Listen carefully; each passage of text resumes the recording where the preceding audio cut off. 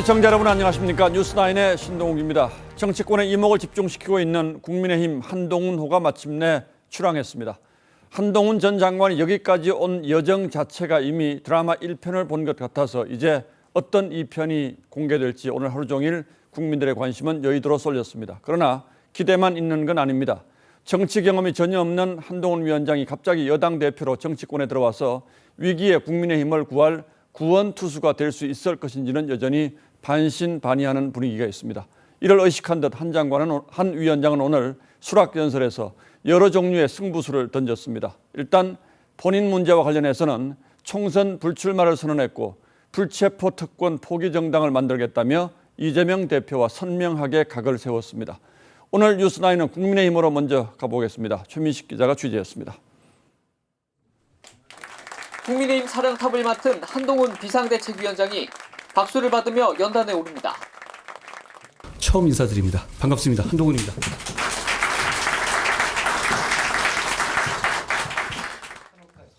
한 비대위원장은 취임연설에서 정치인의 헌신과 희생을 강조했는데 자신부터 내년 총선에 출마하지 않겠다고 했습니다.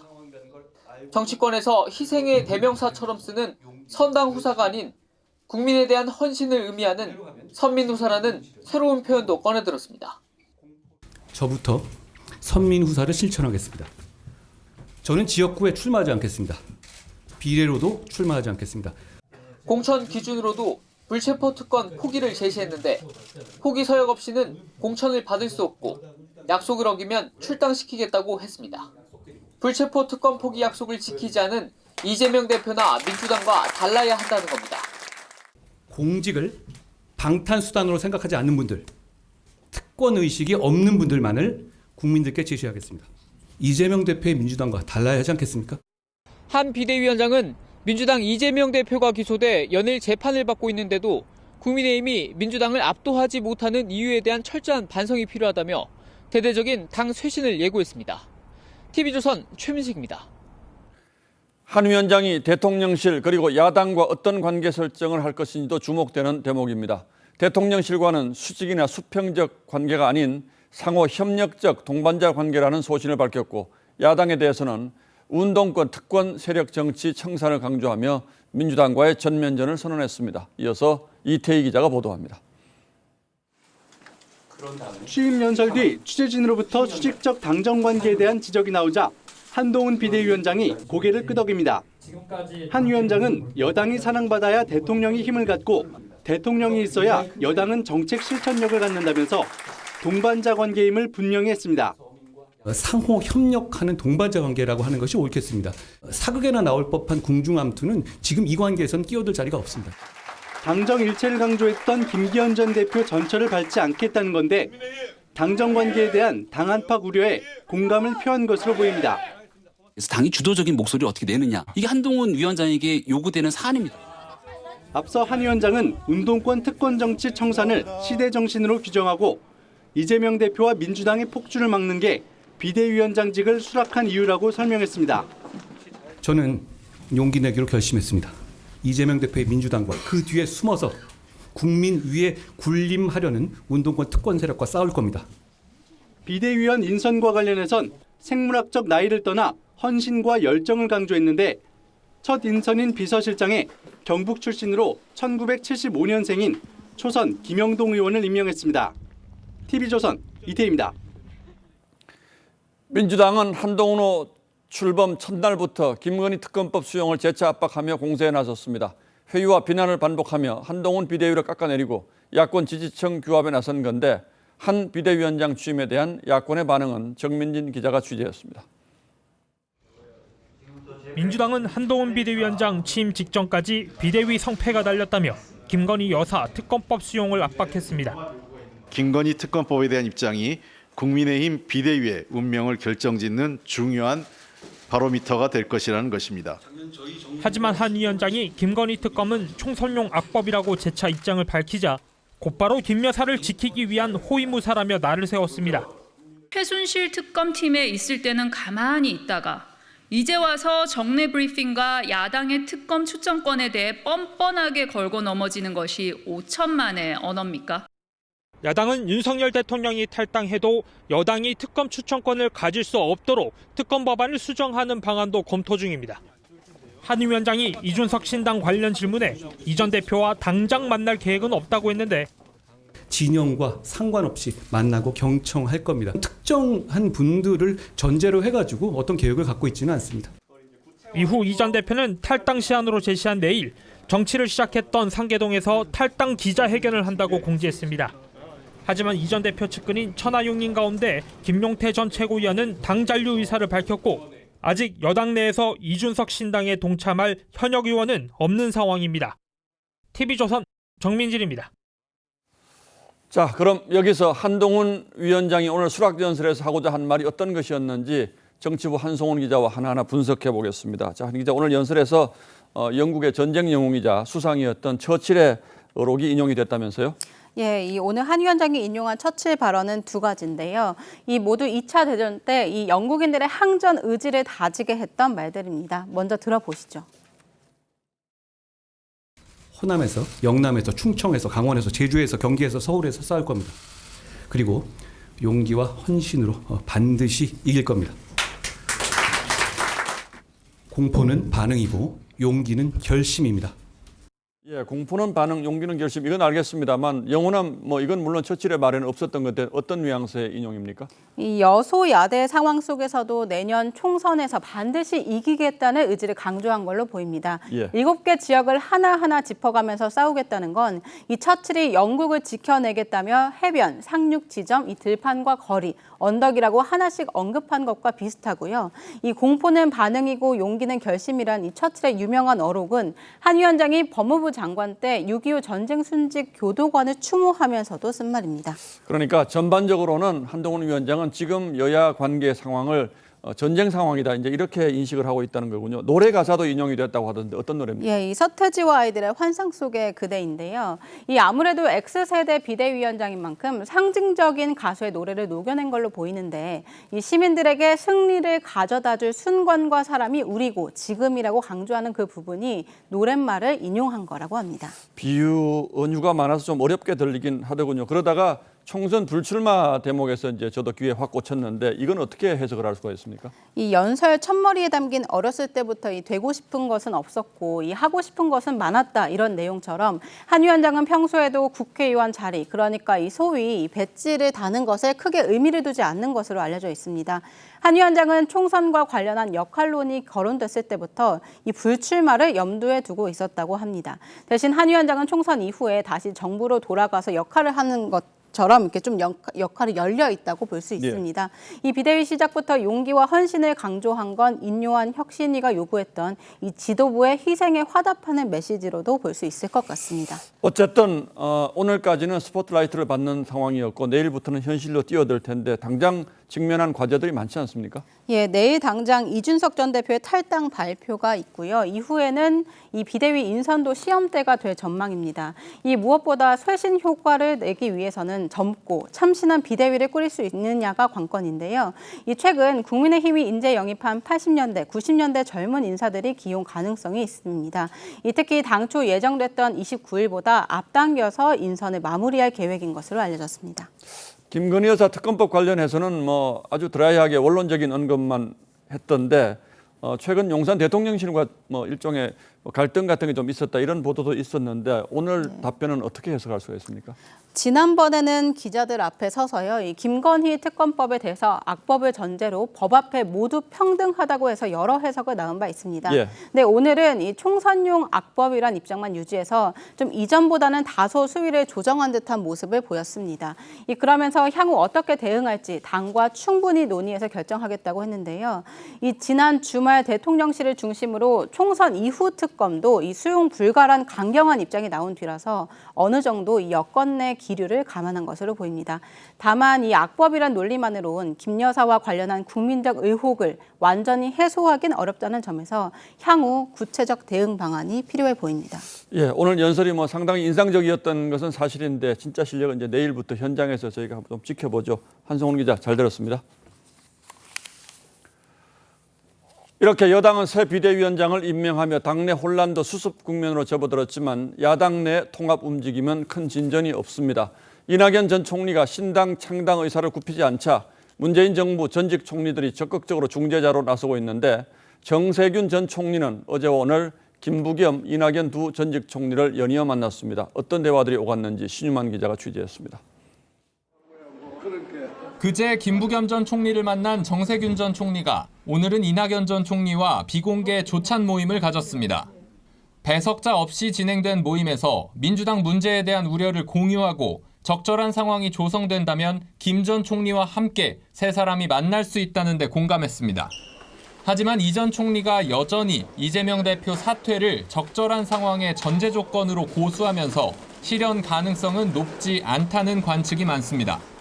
적절한 상황이 조성되지 않는다면 모임도 어려워질 거라는 뜻도 되고요. 정 전 총리는 모레 이재명 대표를 만나 이 같은 요구를 전달할 예정이지만 이 대표 측도 대표 사퇴는 받아들일 수 없다는 입장입니다. 대신 친명계에선 3명의 총리를 공동선대위원장으로 앞세우거나 중립적 공관위원장을 임명하는 중재안이 거론됩니다. 심판해야 한다는 생각을 우리 국민들은 갖고 계시다. 첫 번째 전제 조건이 있는데요. 저는 하나로 힘을 모으는 것이라고 생각합니다. 이 전 총리가 제시한 신당 창당의 데드라인이 일주일 앞으로 다가오면서 이재명, 이낙연 두 사람의 극적 타협 가능성이 낮아진 것 아니냐는 우려가 커지고 있습니다. TV조선 신유만입니다. 민주당이 공천의 사전심사격으로 내놓고 있는 예비후보 자격심사 결과에 대한 잡음도 끊이지 않고 있습니다. 오늘 발표에서는 공천에 불복하고 당을 탈당했던 문희상 전 의장 아들이 적격 판정을 받았는데 당장 비명계 인사들에 대한 부적격 판정과 형평성 문제가 제기되면서 논란이 커지고 있습니다. 최지원 기자가 취재했습니다. 민주당이 발표한 총선 예비후보 적격자 7차 명단에 문희상 전 국회의장 아들 문석균 씨가 포함됐습니다. 문 씨는 지난 총선 때 부친인 문 전 의장 지역구를 물려받으려다 논란이 되자 탈당한 뒤 무소속으로 출마했지만 8% 득표율로 3위에 그쳤습니다. 민주당이 제가 아니라고 합니다. 저는 당선이 된다면 민주당으로 다시 갈 수 있는 방법을 모색하고 찾겠습니다. 당내에선 공천 불복을 이유로 부적격 판정을 받은 비명계 김윤식 전 시흥시장과의 형평성 논란이 불거졌습니다. 심판자 역할을 하면서 기준은 자기 편한 대로 적용하는 것은 당이 사당화됐다라는 것을 스스로 증명하고 있는. 민주당은 당의 가처분 신청과 손해배상 소송까지 제기한 김 전 시장과 지난 대선 과정에서 대사면을 받은 문 씨의 경우는 다르다는 입장입니다. 위장 탈당 논란을 일으킨 민영배 의원과 천공 관련 의혹 제기로 검찰 수사를 받고 있는 부승찬 전 국방부 대변인 등도 적격 판정을 받았습니다. 이 때문에 부적격 통보를 받은 비명계에선 이낙연 신당으로 출마하겠다는 선언도 나오기 시작했습니다. 이 정도로 시작부터 망가진 민주당에 남기보다는 오히려 이낙연 신당의 정당성을 부여해주는 여론이 훨씬 많죠. 이래서 필요했구나. 동교동계 원로 모임에서도 당이 사당화되고 분열되고 있다는 우려가 나온 걸로 전해졌습니다. TV조선 최재원입니다. 갈수록 학생 수는 줄고 있지만 교육세는 꼬박꼬박 들어옵니다. 그래서 교육 예산이 남아도는데 이 가운데 일부를 떼어내서 저출산 대책 예산으로 활용하는 방안을 정부가 추진 중인 것으로 확인됐습니다. 교육 문제도 결국 출산 기피 현상의 한 요인이 되는 만큼 맥은 제대로 짚은 대책인데 교육계의 반발을 어떻게 할 것인가가 관건입니다. 자세한 내용은 신경희 기자가 전하겠습니다. 수영장과 테니스장을 갖춘 서울시 교육청 연수원입니다. 교직원들의 교육과 복지 공간으로 쓰이고 있습니다. 서울시 교육청은 이곳 외에도 제주 등의 추가 연수원 건립을 잇따라 추진했지만 결국 무산됐습니다. 수백억 원대 예산이 뒷받침됐기에 추진 가능했던 사업입니다. 전국 시도교육청 17곳에 쌓인 기금은 21조 원 이상, 지난해 예산도 7조 5천억 원이 남았습니다. 학생 수가 급감하면서 교부금 쓸 곳도 줄었기 때문입니다. 정부가 80조 원이 넘는 교육 예산 가운데 11조 원을 떼 저출산 기금으로 만드는 방안을 추진합니다. 육아휴직급여를 월 최대 150만 원에서 200만 원까지 올리고 아동수당 대상도 7세에서 17세까지 확대하자는 겁니다. 윤석열 대통령도 저출산 해결을 위한 범부처 협조를 당부했습니다.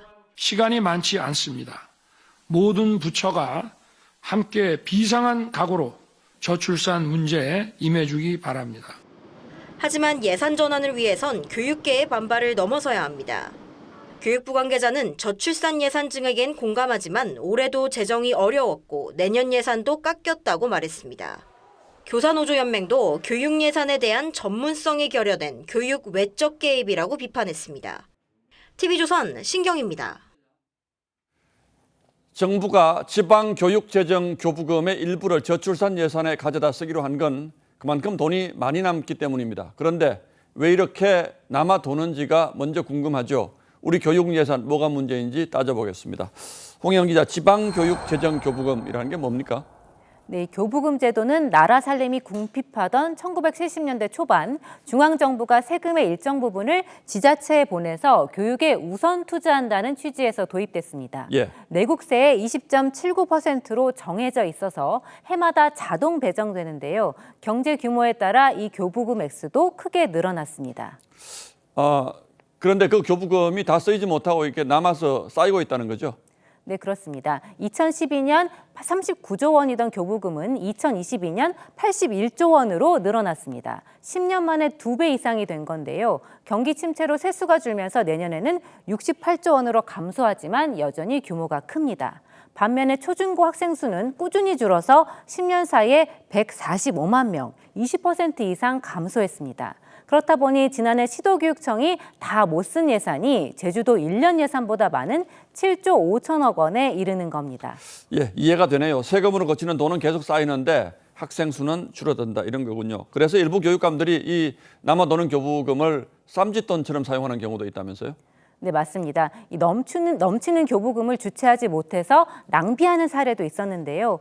초중고교 신입생들에게 입학준비금 명목으로 현금을 뿌리고 수요조사도 없이 교사와 학생에게 디지털 기기를 나눠준 교육청도 있었습니다. 감사원 조사 결과 최근 3년 동안 교육청들이 불필요하게 지출한 돈은 42조 원이 넘는 것으로 드러났습니다. 한 해에 14조 원 꼴입니다. 그리고 구조적으로 교부금은 앞으로도 계속 남아 돌아서 쌓일 수밖에 없는 구조라는 거죠?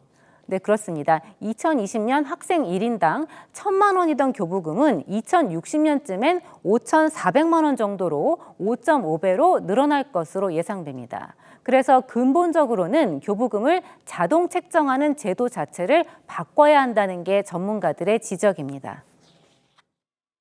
지금은 세금의 그냥 일정 부분을 갖다가 다 주는 것 때문에 문제가 있다라는 거죠. 내국세랑 연동시키는 것부터 끊어야 되고요. 자동으로 그냥 계속해서 예산이 편성되는 게 아니라 학생 수에 맞추어서 정부가 그 예산을 수립해가지고 지원을 해주는 거죠. 이런 사실을 다 알고 있는데도 이걸 다른 쪽으로 옮겨서 쓰기 어려운 이유는 뭡니까? 네, 정부가 교부금을 대학에도 쓸 수 있도록 하는 방안을 추진하고 있지만 교육계의 반발이 거셉니다. 교육감들은 교육의 질을 높이려면 예산이 더 필요한데 대학이나 저출산 쪽으로 나누면 남는 돈이 없을 거라는 입장인데요. 교육계와의 적절한 타협이 필요해 보입니다. 저출생이라고는 예산을 완전히 포괄적으로 가져온다라는 개념보다는 유아교육 쪽하고 영아 돌봄 쪽에 좀 더 많이 예산을 쓸 수 있도록 하는 거가 현재로서는 더 맞는 바람직한 방향이 아닐까. 예, 교육계에서는 좀 서운할 수도 있겠습니다만 현실적으로는 저출산 예산으로 활용하자는 데 대해서는 좀 전향적으로 생각할 필요가 있어 보이는군요. 홍영 기자, 잘 들었습니다.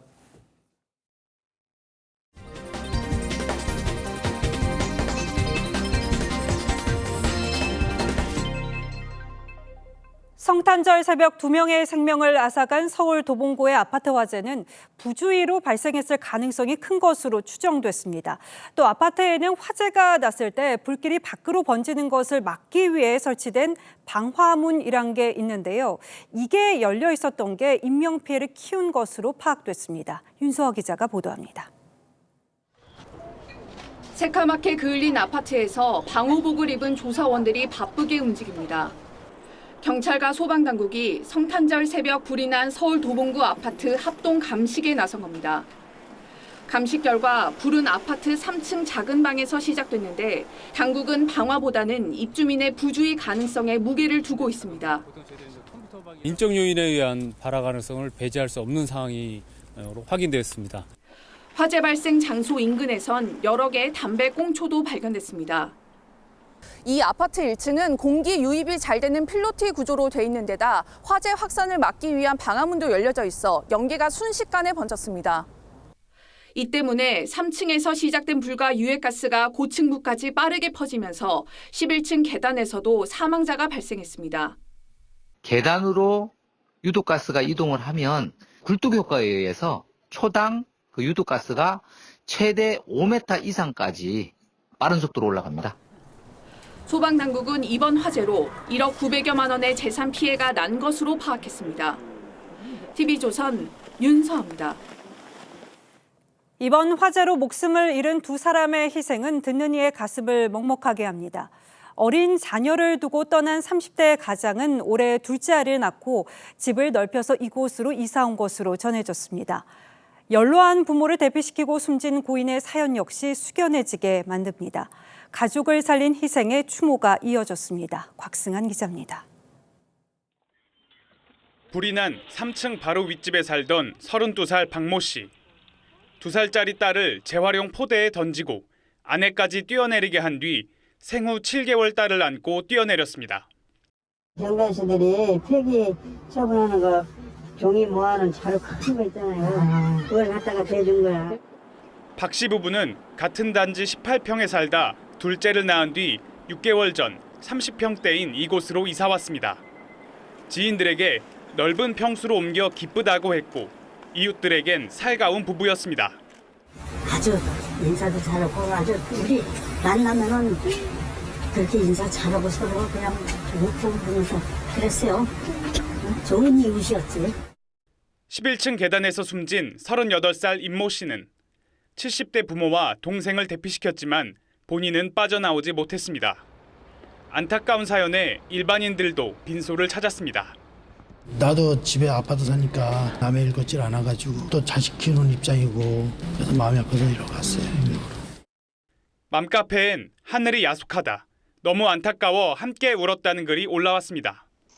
윤석열 대통령은 유가족 여러분께 위로의 말씀을 드린다고 했고 오세훈 서울시장도 가장의 희생에 마음이 아프다고 추모했습니다.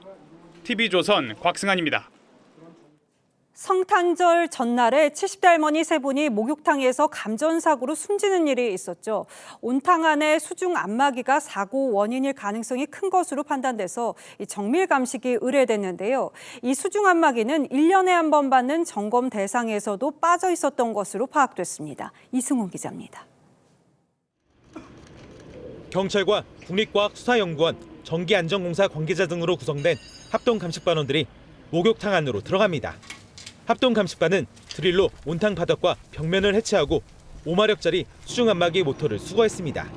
온탕에 수중 안마기가 있어. 수중 안마기 모다 부분에서 문제가 있을 가능성이 있어서 그쪽으로 오늘 다 정밀 감식했. 경찰은 70대 A씨 등 3명이 감전사한 원인을 수중 안마기 누전으로 보고 있습니다. 수중 안마기를 설치하며 불법 개조를 했는지 여부 등도 살피고 있습니다.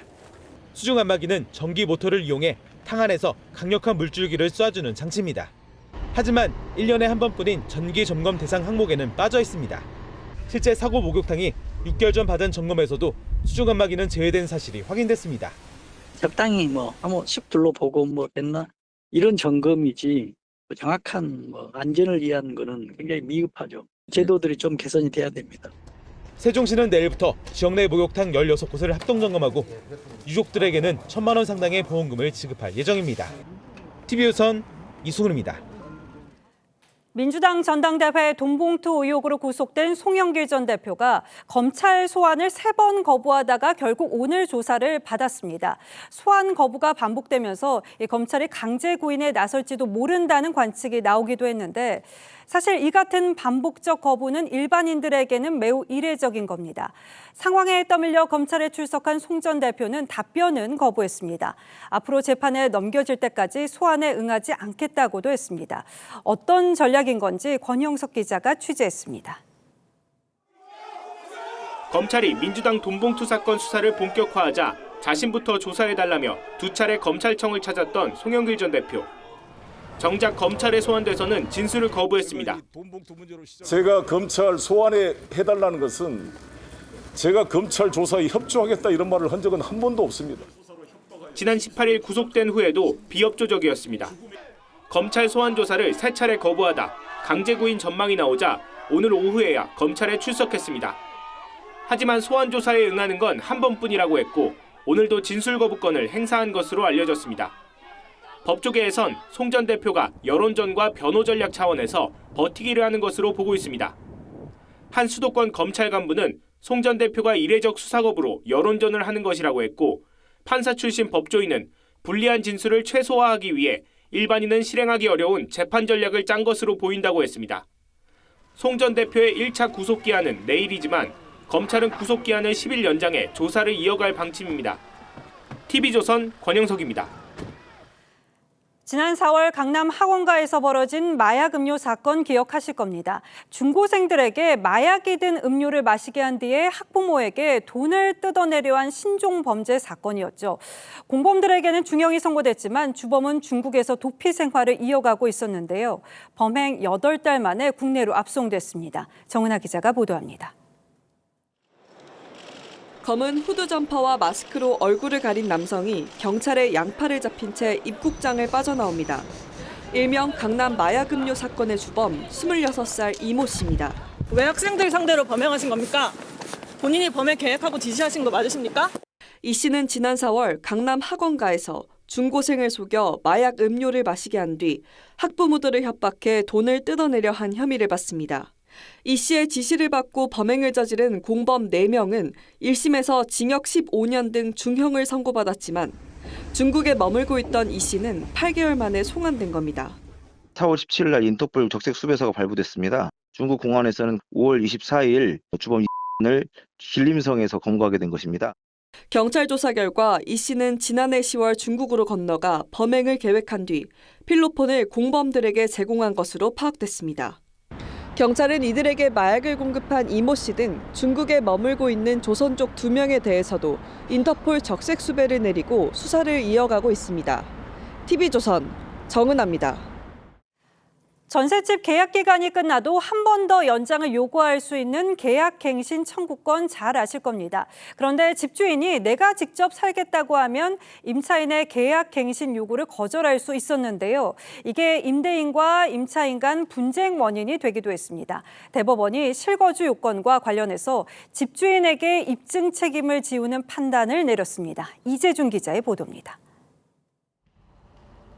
서울 서초구 아파트 집주인 A씨는 2019년 보증금 6억 3천만 원에 B씨에게 2년 전세를 주었습니다. 전세 기간이 끝나기 3개월 전 A씨는 B씨에게 직접 들어가 살 거라며 나가달라고 통보했습니다. 하지만 B씨가 계약 갱신 청구권을 들어 버티자 A씨는 소송을 제기했습니다. 1, 2심은 집주인의 손을 들어줬지만 대법원 판단은 달랐습니다. 집주인 A씨가 직접 들어가 살겠다고 했다가 부모가 살 거라고 말을 바꾸는 등 실거주 의사가 충분히 입증되지 않았다고 했습니다. 또 실거주 의사에 대한 증명 책임은 집주인에게 있다며 사건을 2심으로 돌려보냈습니다. 임대인이 실제 거주하려는 의사가 있다는 것을 입증해야 한다는 점과 실거주 의사를 판단하는 기준을 처음으로 제시한 판결입니다. 대법원은 또 집주인의 실거주 의사는 주거 상황, 사회적 환경, 그리고 실제 이사 준비를 했는지 등을 종합적으로 판단해야 한다고 했습니다. TV조선 이재중입니다. 한국토지공사 LH가 공급하는 아파트 부지는 개발 업체가 앞다퉈 노릴 정도로 인기가 높았습니다. 민간 땅에 비해서 가격이 싸고 인허가 위험도 적기 때문인데요. 최근 상황이 크게 달라졌습니다. 서울 여의도의 노른자위 땅도 3기 신도시 알짜 부지도 주인을 찾지 못했습니다. 그 이유가 뭔지 정수영 기자가 취재했습니다.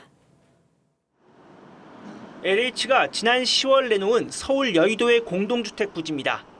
성모병원 인근의 알짜 땅으로 4천억 원대에 쉽게 매각될 것으로 예상됐지만 지난 13일 입찰자가 없어 팔리지 않았습니다. 부동산 경기 악화로 미매각된 것으로 보이며 향후 재공고 절차 등 거쳐 이게 매각할 예정입니다. 지난 15일 입찰을 마감한 3기 신도시 공공택지. 3기 신도시인 고양 창릉지구에서 민간 기업을 대상으로 공급하는 첫 필지로 약 4만 제곱미터의 규모의 500세대의 아파트를 지을 수 있습니다. 인근에 GTX역도 들어설 예정이라 주민들의 개발 기대감이 높지만 두 차례나 유찰됐습니다. 창릉에서는 그래도 여기 이렇게 생기는데 그것도 그 중에 하나니까 주민들이 기대가 좀 많죠. 전국적으로 주인을 못 찾은 공공택지만 28개 필지, 91만 제곱미터에 달합니다. 부동산 개발 자금 조달이 쉽지 않고 건축비까지 올라 수익성이 떨어지면서 선뜻 나서는 개발업체가 없는 겁니다. 이자도 많이 오르기도 했고 그 리스크를 감내하면서까지 무리하게 들어가시진 않으려고 하는 것 같아요. 주택 공급의 첫 단계인 택지 매각조차 잘 되지 않으면서 아파트 공급 부족 현상이 더 심해질 거란 우려가 나옵니다. TV조선 정수양입니다. 요즘 물가가 워낙 뛰다 보니까 대형마트가 자체 제작한 상품 찾는 분들 많습니다. 가성비가 좋을 거라는 믿음 때문인데요. 지난 1년 사이에 대형마트가 자체 제작한 제품 절반 가까이가 많게는 30-40%씩 가격이 오른 걸로 나타났습니다. 이정현 기자의 단독 보도입니다. 한 대형마트 자체 브랜드 상품 코너. 지난해 5,980원 하던 된장찌개 요리 재료가 7,980원으로 33%가량 올랐습니다. 롯데마트의 잡채 군만두는 4,490원에서 5,990원으로 33.4%, 홈플러스 자체 브랜드로 나온 소고기 묵국은 3,490원에서 4,990원으로 43% 뛰었습니다. 한국여성소비자연합이 대형마트 3사의 자체 브랜드 상품 742개를 조사했더니 1년 새 절반 가까운 320여 개 상품 가격이 올랐습니다. 대형마트 3사 PB 제품은 지난해에도 10개 중 6개 가격이 오르는 등 해마다 제품 가격이 인상되고 있습니다. 롯데마트는 자체 브랜드 이름을 바꾸면서 12,000원 하던 원두 상품을 30% 넘게 올리기도 했습니다. PB 제품이 좀 더 저렴하다고 생각해서 이용을 하고 있는데 가격이 많이 오르거나 양이 줄어들면 아무래도 소비자 입장에서는 조금 부담도 더 되고. 가격은 똑같은데 양을 줄이는 꼼수 인상도 많았습니다. 이마트 노브랜드 초콜릿은 용량을 100g에서 90g으로, 이마트 피코크 순대는 1200g에서 1000g으로, 롯데마트 모짜렐라 치즈볼은 360g에서 336g으로 용량을 줄였습니다. 의 신뢰도를 바탕으로 해서 광고비나 이런 것들이 안 들어가서 커다란 마진율을 챙길 수도 있는 상표다. 소비자의 기대에 맞게끔 가격 인상을 최대한 억제하는 것이 바람직합니다. 무더기 인상에 꼼수까지 부린 대형마트 PB 상품들. 가성비 높다는 말이 무색합니다. TV조선 이정현입니다. 요즘 시내를 다니다 보면 외국인 관광객을 흔히 볼 수 있는데요. 고궁 관람이나 단체 쇼핑처럼 전통적 관광이 아닌 이 새로운 체험형 관광을 즐기려는 트렌드가 뚜렷합니다. 한국을 찾는 관광객의 국적도 다양해졌다는데요. 지선우 기자가 만나봤습니다. 평일 오후에도 사람들로 북적이는 서울 성수동. 국내에서도 유명세를 탄 지 몇 년 안 된 곳이지만 외국인 관광객들이 쉽게 눈에 띕니다. มาที่นี่เพราะมาเหมือนแบบมาคาเฟ่ตามที่เที่ยวตรงดิออมากกว่าใช่มีทั้งสองแบบถ้าเป็นวัยรุ่นก็จะมาเที่ยวเองซะมากกว่าแต่ถ้าเป็นคนอายุเยอะก็จะมาทัวร์ 코로나를 계기로 개별 관광객이 크게 늘어 전체 외국인 관광객 중 비중이 2019년 77.1%에서 올해 3분기 85%로 높아졌습니다.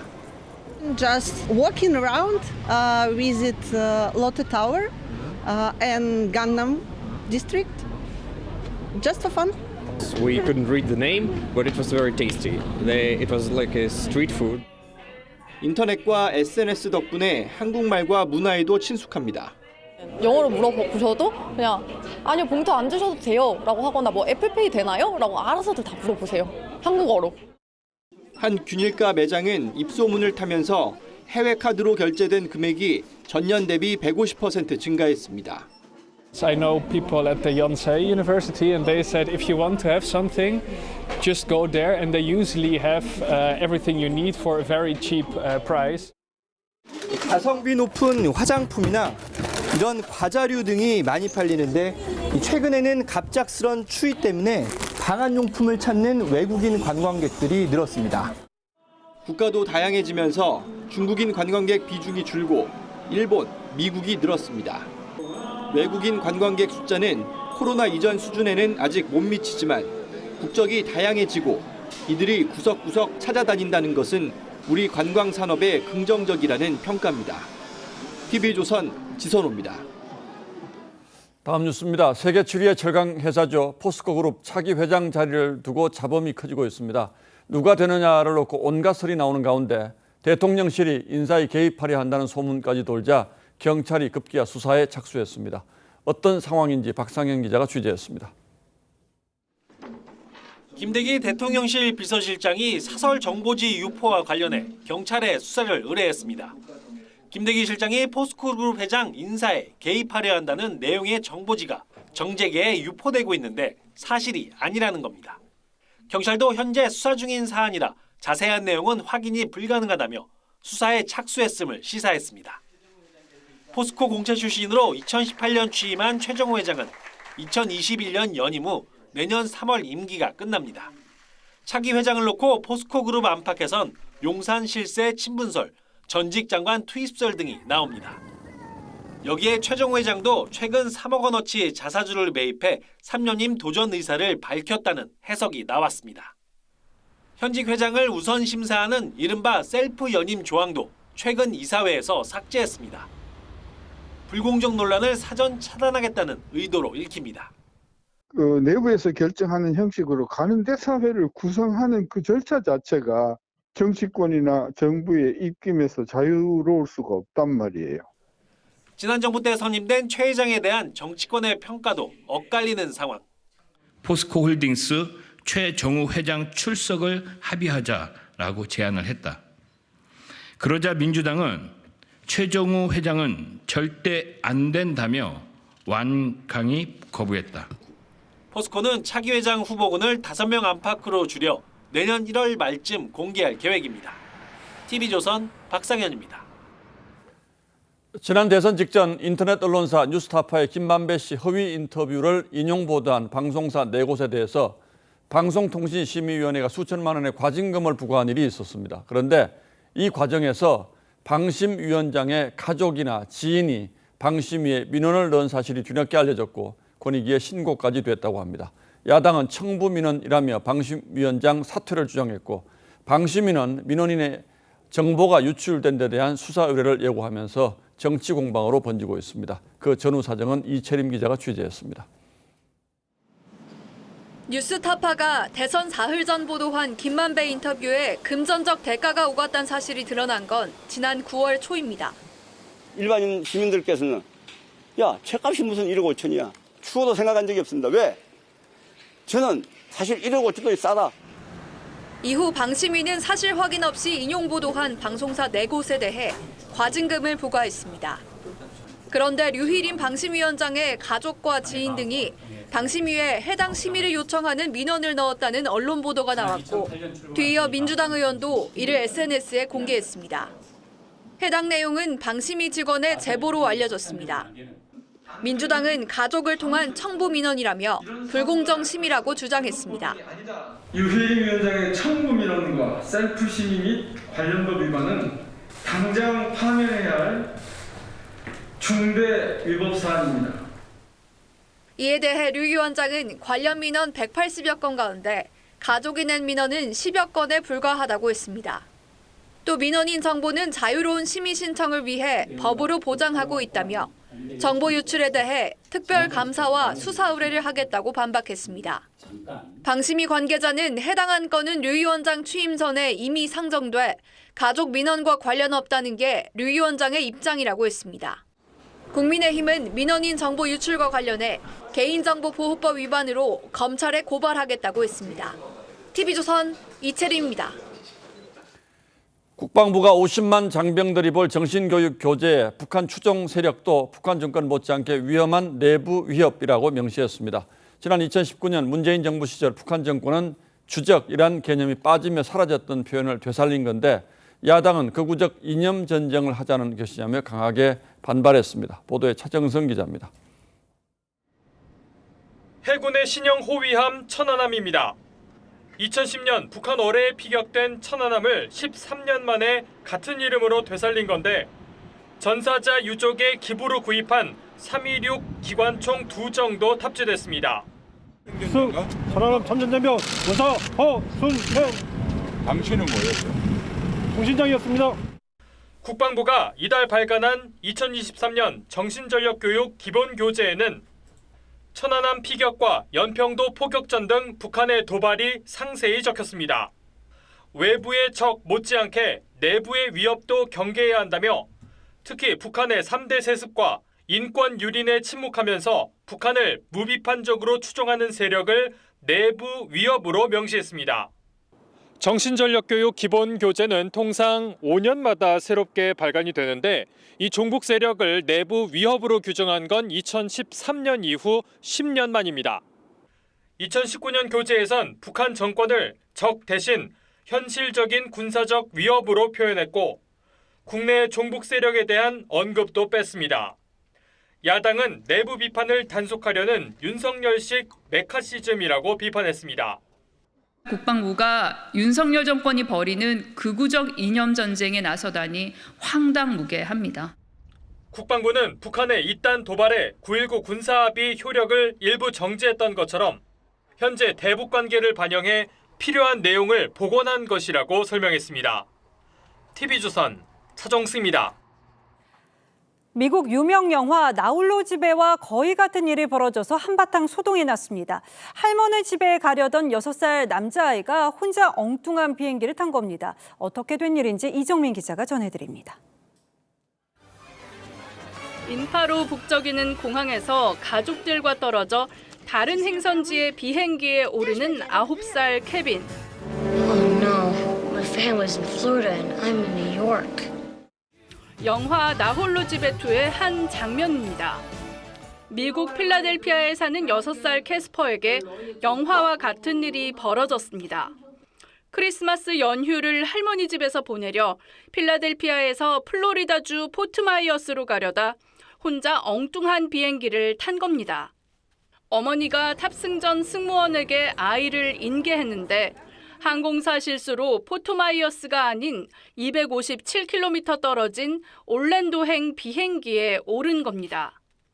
To the flight attendant and I asked her, where's my grandson? He was handed over to you at Philadelphia. She said, no, I had no kids with me.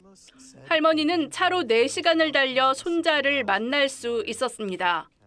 비행 내내 아이가 혼자 방치된 것 아니냐는 지적도 나왔습니다. 항공사 측은 아이를 계속 보호하고 있었다며 항공료를 배상해주겠다고 사과했지만 아이의 가족은 왜 이런 일이 발생했는지 정확한 설명을 요구하고 있습니다.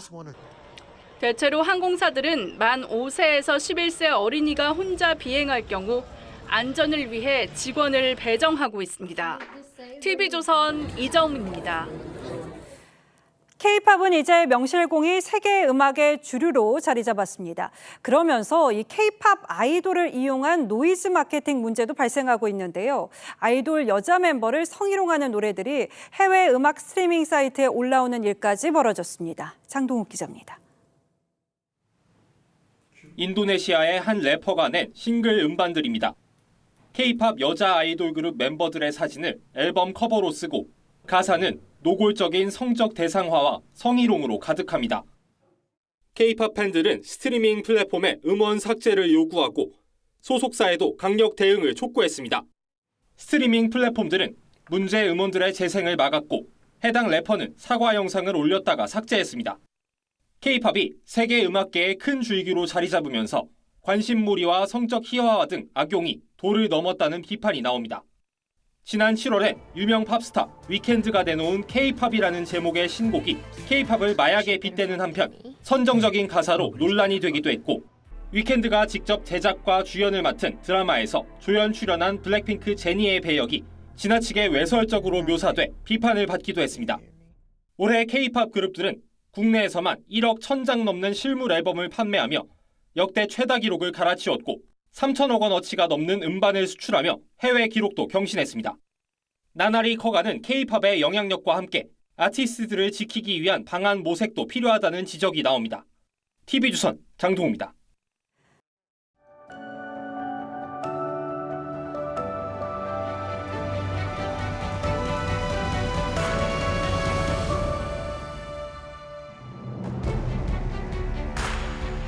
아버지와 세 아들이 앉아있는 뉴욕 어느 매장에서 괴한이 총을 난사합니다. 아버지가 급히 몸을 날려 아이들을 덮치듯 감쌉니다. 허벅지에 총을 맞고도 끝까지 지켜내죠. Dad, you're a hero. 이번에는 중국의 낡은 주택 건물 4채가 무너진 현장입니다.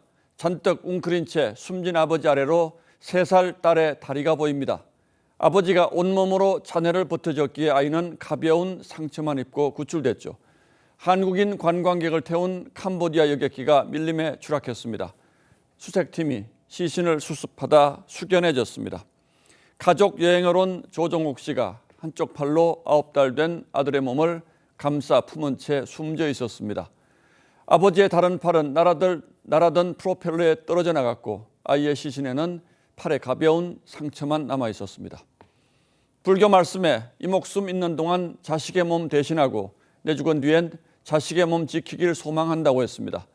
내리사랑은 있어도 치사랑은 없다는 옛말도 있죠. 서양에도 한 부모가 10자식을 기를 수 있어도 10자식이 한 부모를 모시지 못한다는 속담이 있습니다.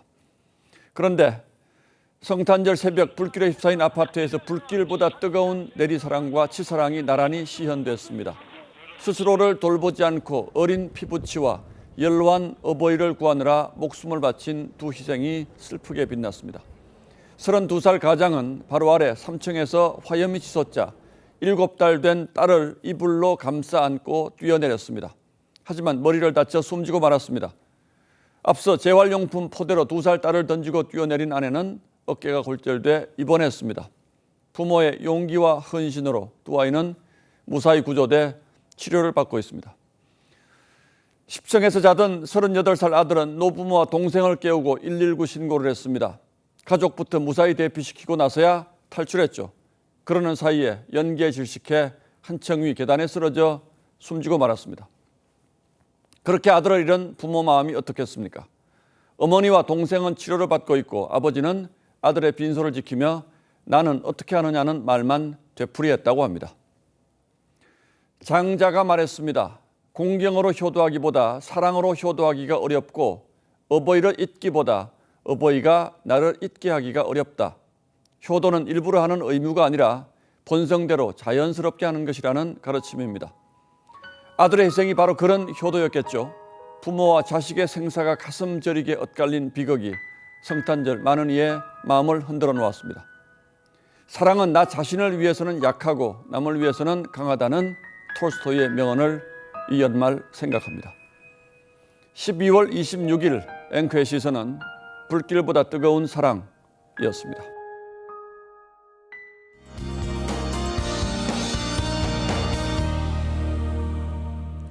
이제는 추위 대신 미세먼지가 말썽입니다. 올해를 마무리하는 한 주 내내 대기질이 탁할 수 있어서 외출하실 때 보건용 마스크 착용해 주시는 등 호흡기 건강 잘 챙기셔야겠는데요. 차차 중국발 스모그가 유입되면서 내일 서울을 비롯한 중부지방과 충남, 광주 지역의 초미세먼지 농도 나쁨 수준이 예상됩니다. 영동과 영남 지역은 대기가 매우 건조합니다. 작은 불씨 관리도 철저히 해주셔야겠습니다. 내일 전국 하늘에 구름 많겠습니다. 동해안에서는 너울성 파도를 조심하셔야겠습니다. 내일 아침 기온은 서울과 인천이 영하 3도로 오늘보다 조금 낮겠고요. 남부지방은 대구가 영하 1도, 여수 영상 3도로 오늘보다 1에서 5도가량 높겠습니다. 낮 기온은 오늘과 비슷하겠습니다. 서울과 청주가 7도, 부산은 12도까지 오르겠습니다.